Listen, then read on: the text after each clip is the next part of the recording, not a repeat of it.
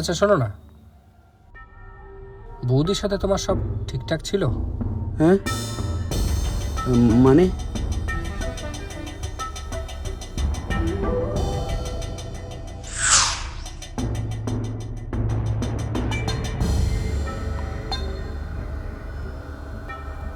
হ্যাঁ, সব ঠিকই তো ছিল। বাড়ি ছেড়ে চলে যাওয়ার মতো তো কিছুই হয়নি। তাহলে অন্য কোনো কিছু?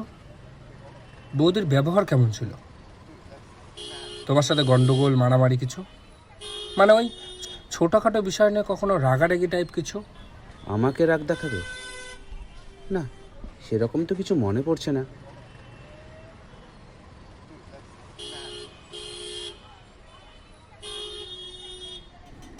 অনেক নাটক শুরু করেছিস, কিছু বলছি না তাই না?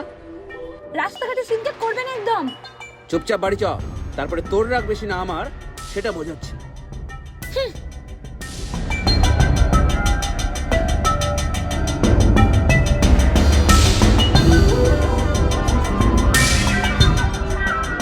না, তেমন কোনো ব্যাপার না, মিলেমিশেই তো ছিলাম। তাহলে অন্যরকম কোনো সমস্যা? মানে ওই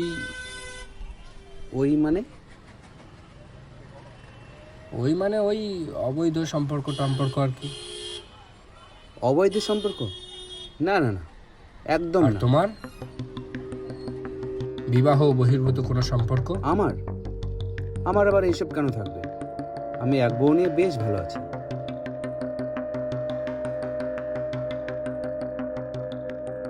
আচ্ছা ঠিক আছে, আমি দেখে নিচ্ছি। আমি এখন বেরোলাম, তুমিও খুঁজতে থাকো, আমিও দেখি কতদূর কি করতে পারি। হ্যাঁ, তুই একটু দেখ ভাই, অনেক সমস্যায় পড়ে গেছে।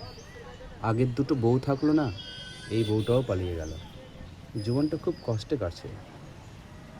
আর ওসব বাদ দাও, খোঁজো, আমিও যাই, দেখি খুঁজে। বৌদির একটা ছবি পাঠাও তো, তারপর দেখছি।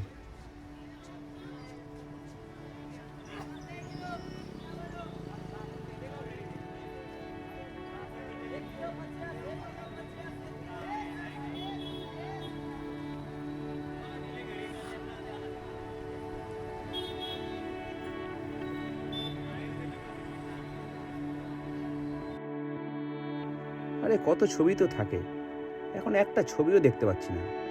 দূর।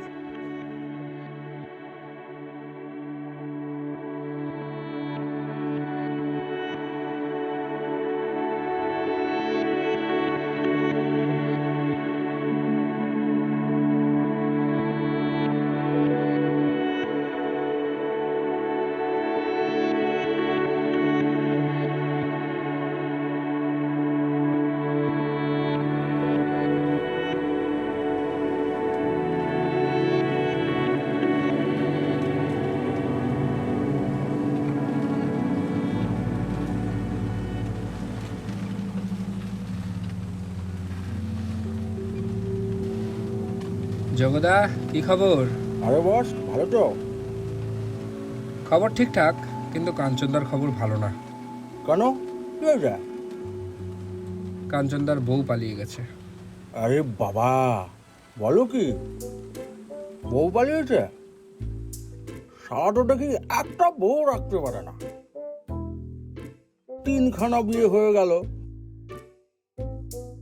আর দুঃখের কথা ছাড়ো, বলছি একটা হেল্প লাগবে। বৌদি ছবি দিচ্ছি, তোমার তো অনেক চেনা জানা শহরে, অলিগুলি জুড়ে একটু খবর নাও না।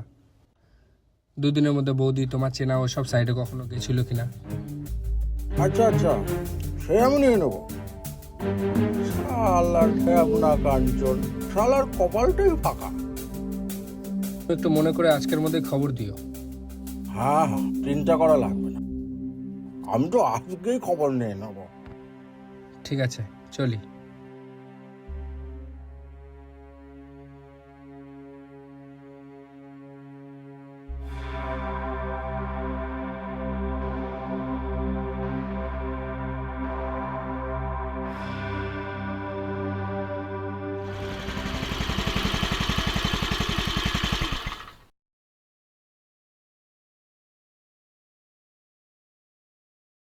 হ্যালো,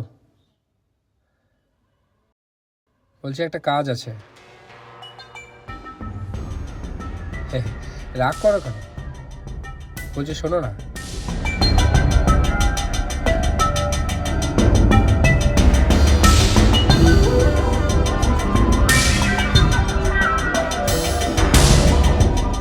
তাড়াতাড়ি জানাও, রাখছি।